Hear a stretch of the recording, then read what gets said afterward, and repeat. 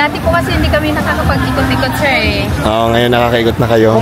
So, eto na nga mga Habibis. Today maaga kami, papunta kami ng airport dahil pumunta kami ng Bacolod. At syempre, sino ba mga taga Bacolod? Si Happy David. Si Happy... Ay, charot lang.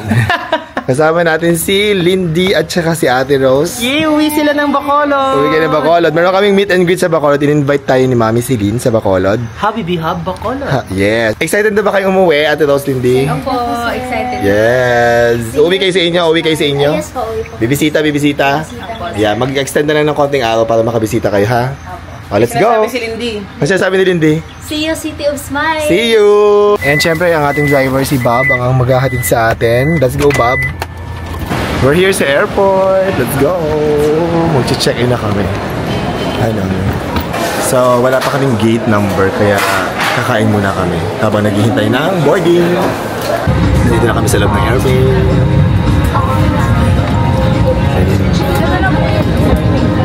And we're here na sa Bacolod! Welcome to the City of Smiles. City of Smiles. Tapos nakasmile ka pababa. Ito, nakasmile lang.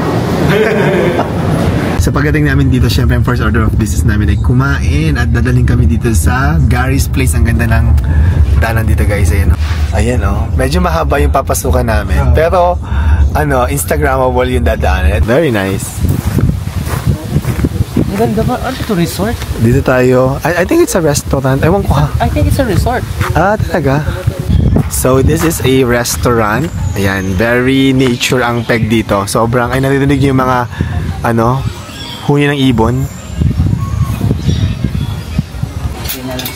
So, kakain na kami ng lunch. Ang aming host is our Habibi Hub Bacolod na si Mami Celine Lee.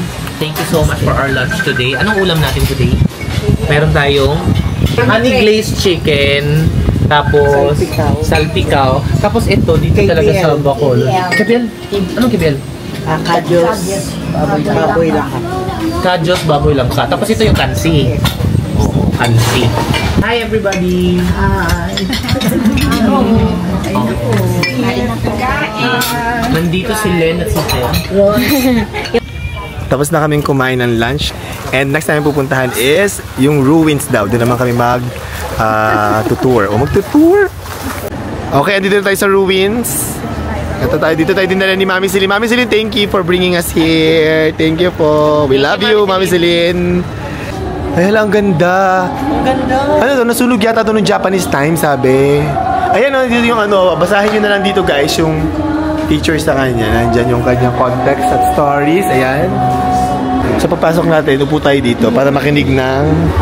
Hindi, mag-wait tayo na by group tayo ito-tour. Ay, ganun ba? I think that's what's gonna happen. Okay.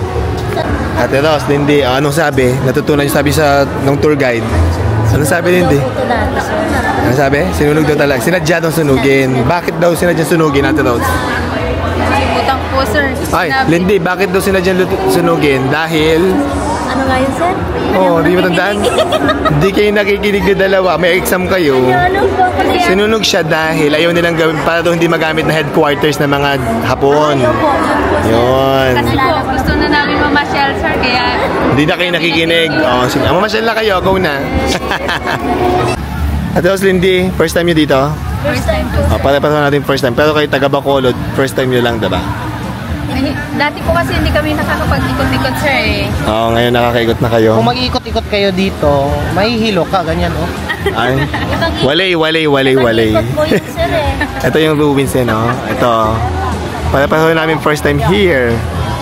Ganda ng property, lawak. And then may garden sa may unahan. Ayan.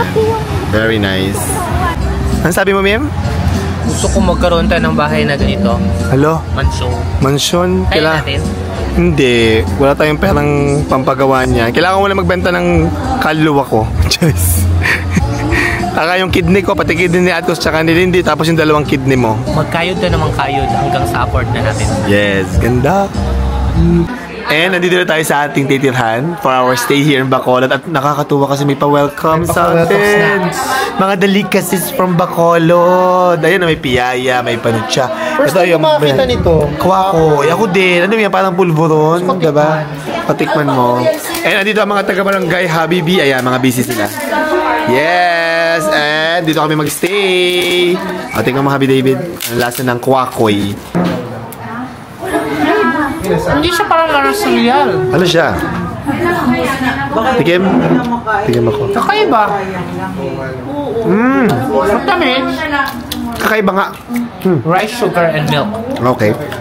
Okay naman. Parang siyang ano, parang siyang uraro na, parang siyang uraro actually sa amin.